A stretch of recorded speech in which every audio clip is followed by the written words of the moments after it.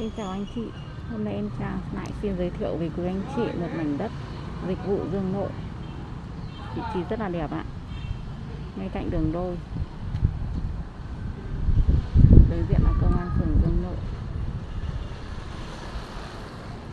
biệt là Tự An Vượng Vina. Đây mảnh đất em Trang đang giới thiệu nó là nằm trên trục đường này, đất dịch vụ khu liền kề này 67 Dương Nội, kinh doanh sầm uất, đối diện biệt thự với diện tích là 50 m và mặt tiền là 4 m.